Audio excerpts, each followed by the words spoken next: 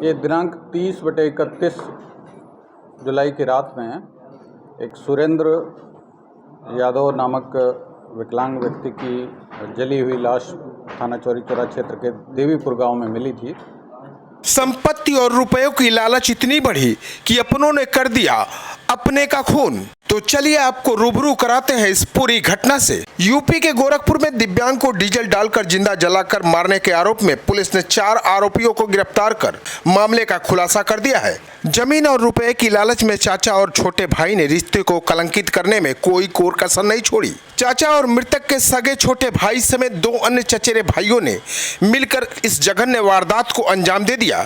इतना ही नहीं, इन शातिर हत्यारों ने पूर्व नियोजित प्लान के तहत प्रधान और उसके परिवार को जल जीवन मिशन के तहत लगने वाली पानी की टंकी और ट्यूबवेल के विवाद के वजह बनाकर फंसा दिया और बहन के हाथों तहरीर दिलाकर मुकदमा दर्ज करा दिया। पुलिस ने घटना से मिले साक्ष्य और सर्विलांस की मदद से मामले का खुलासा कर 4 आरोपियों को अरेस्ट कर लिया है। गोरखपुर के पुलिस लाइन सभागार में गुरुवार को एसपी नार्थ मनोज अवस्थी ने घटना का खुलासा किया।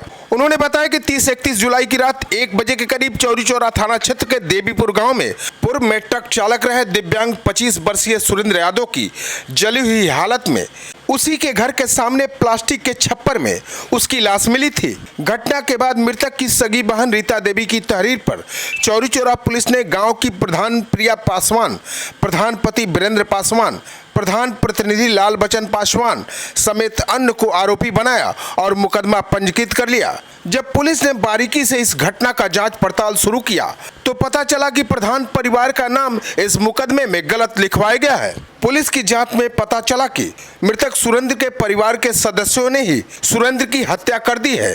मृतक सुरेंद्र के चाचा रामजीत और उसके छोटे भाई योगेंद्र, रामजीत का बेटा महेंद्र और रामजीत का भतीजा पन्ने लाल द्वारा मृतक सुरेंद्र के सर पर पहले वार किया और फिर बेहोश हो जाने के बाद उसके ऊपर डीजल डालकर उसे जला दिया। इसी आधार पर इन आरोपियों को पुलिस ने गिरफ्तार किया है। उन्होंने बताया कि घटना के पीछे सरकारी ग्राम सभा की जमीन पर कब्जा और उस पर निर्माण कार्य नहीं होने देना, ग्राम प्रधान के परिवार को फंसाने के साथ पारिवारिक रुपए के लेन देन की वजह से अंजाम दिया गया है। पुलिस ने आरोपियों के खिलाफ आईपीसी की धारा 302, 201, 120B, 34 के तहत केस दर्ज किया है। इसके बाद आरोपियों को कोर्ट में पेश कर जेल भेज दिया गया। तो आइए बताते हैं आपको क्यों रचा इन हत्यारों ने सुरेंद्र की हत्या का चक्रव्यूह। चौरी चौरा के ग्राम देवीपुर में ग्राम सभा की जमीन को चिन्हित करके ट्यूबवेल लगाने के लिए लाल बचनपुर प्रधान द्वारा प्रस्ताव भेजा गया था, लेकिन कार्यकाल समाप्त होने के बाद कार्रवाई पूरी नहीं हो सकी। वर्तमान में प्रधान लाल बचन के भाभी की पत्नी है, उसमें पैरवी करके ग्राम सभा की जमीन चिन्हित कर प्रस्ताव पारित करा दिया। इसमें 31 जुलाई को काम पूरा होने वाला था, लेकिन जमीन रामजीत यादव और उसके परिजनों के कब्जे में रही। यही वजह है कि ट्यूबवेल लगाने का लगातार विरोध करते रहे। पूर्व में पैमाइश के लिए आए राजस्व कर्मियों से विवाद किए। इसमें मुकदमा पूर्व में लिखा गया।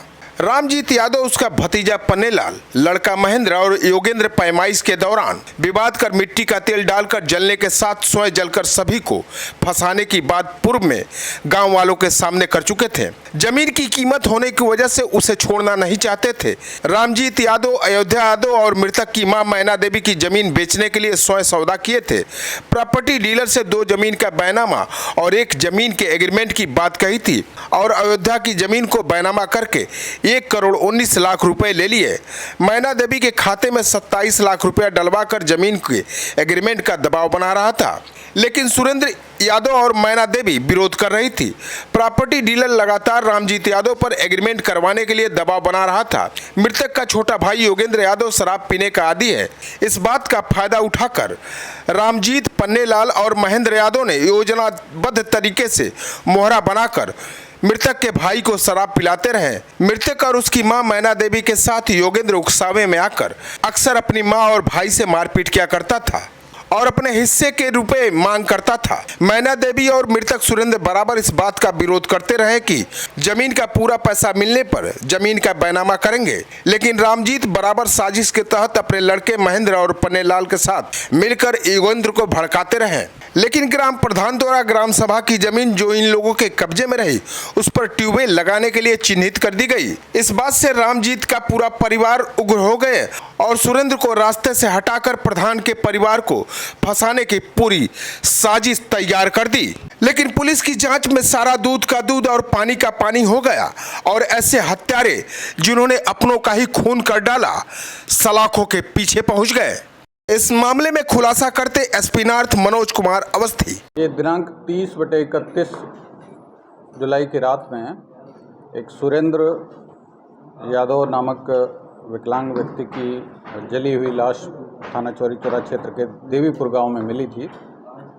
उस पर मुकदमा पंजीकृत किया गया और उस एफआईआर में जो वादी पक्ष था उसने प्रधान और उनके परिजनों को नामित किया था, लेकिन पुलिस की जांच और विवेचना से ये तथ्य सामने आए कि उसका नाम गलत लिखवाया गया है तथा वास्तविक रूप में इसमें षड्यंत्र करके इसी के परिजन जो कि रामजीत, महेंद्र यादव, पन्नेलाल और योगेंद्र यादव, ये 4 लोगों ने मिलकर के पहले इसके सिर पे वार करके उसके बाद इसको डीजल डाल के जलाने की बात प्रकाश में आई। इस आधार पे इनको गिरफ्तार किया गया है और इनको जेल भेजा जा रहा है। घटना के पीछे का मुख्य कारण सरकारी ज़मीन पर, ग्राम समाज की ज़मीन पर कब्जा और उस पर निर्माण कार्य न होने देना तथा प्रधान को गलत तरीके से फंसाने की नियत और कुछ पारिवारिक पैसे के लेन देन के संबंध में प्रकाश में आया है। तो मिलते हैं दोस्तों किसी अन्य घटना, किसी अन्य खबर को लेकर।